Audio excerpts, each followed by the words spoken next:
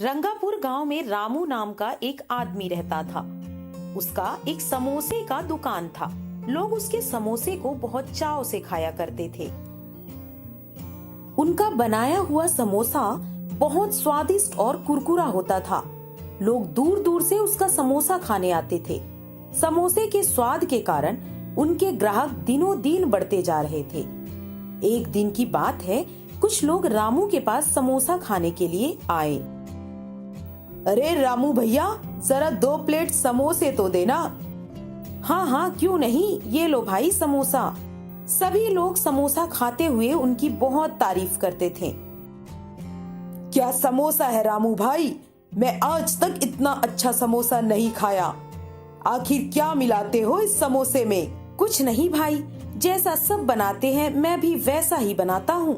बस इसमें थोड़ा सा प्यार मिला देता हूँ, इस कारण इसका स्वाद और भी बढ़ जाता है। जो भी हो भाई, लेकिन आपके समोसे की तो बात ही कुछ अलग है।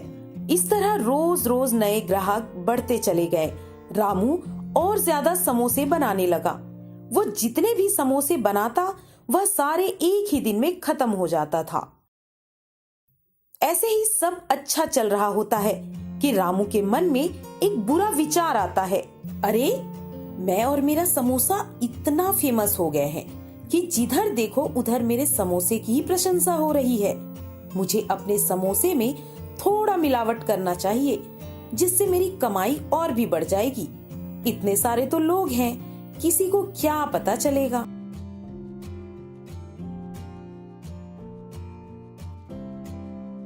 अगली सुबह जब रामू अपने समोसे की दुकान खोलने के लिए आता है और अपने साथ बहुत सारा मिलावट का सामान भी लेकर आता है, फिर समोसा बनाने के बाद ग्राहक का इंतजार करता है।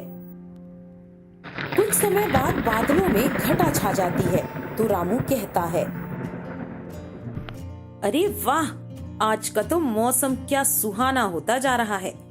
क्या घटा छा रही है। आज तो मेरा समोसा खूब बिकेगा। आज तो मैं खूब पैसे कमाऊंगा। रामू ऐसा सोच ही रहा होता है कि बारिश शुरू होने लगती है। अरे अरे, ये क्या, बारिश स्टार्ट हो गया। कोई नहीं, थोड़े समय के बाद बारिश बंद हो जाएगी, फिर लोग गर्मा गर्म समोसे खाने तो आएंगे ही। लेकिन बारिश रुकती ही नहीं और धीरे धीरे रात हो जाती है। रामू का पूरा समोसा बच जाता है। रामू सारे समोसे को लेकर अपने घर चला जाता है।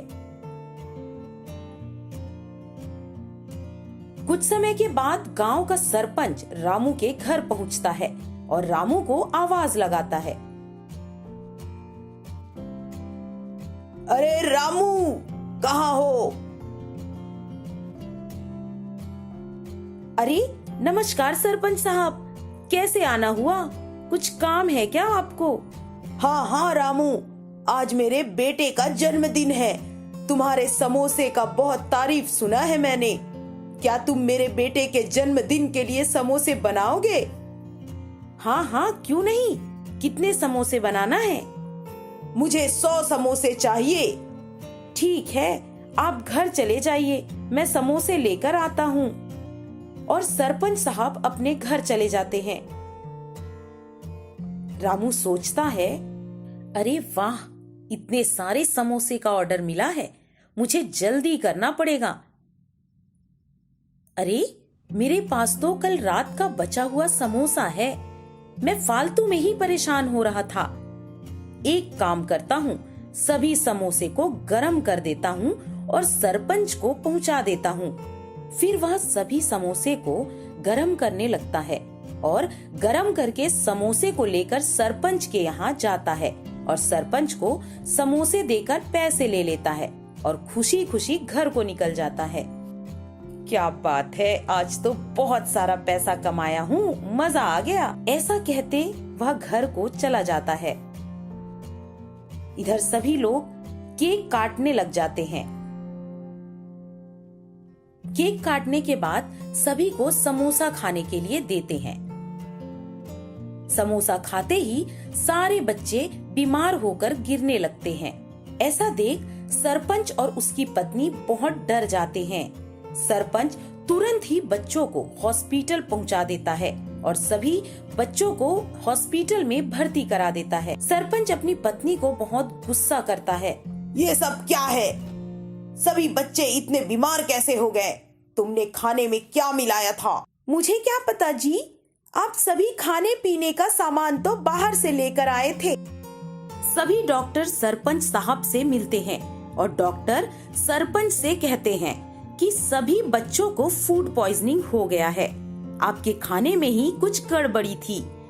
कृपया करके मुझे खाने का सैंपल लेकर दे दे, तो उससे पता चल जाएगा कि आखिर किस खाने में ही गड़बड़ी थी।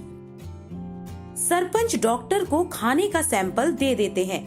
कुछ समय के बाद डॉक्टर सरपंच से कहते हैं, सरपंच साहब, आपके यहाँ के समोसे में मिलावट थी, वही खराबी की है, उसी के कारण सभी बच्चे बीमार पड़े हैं। सरपंच को बहुत गुस्सा आता है।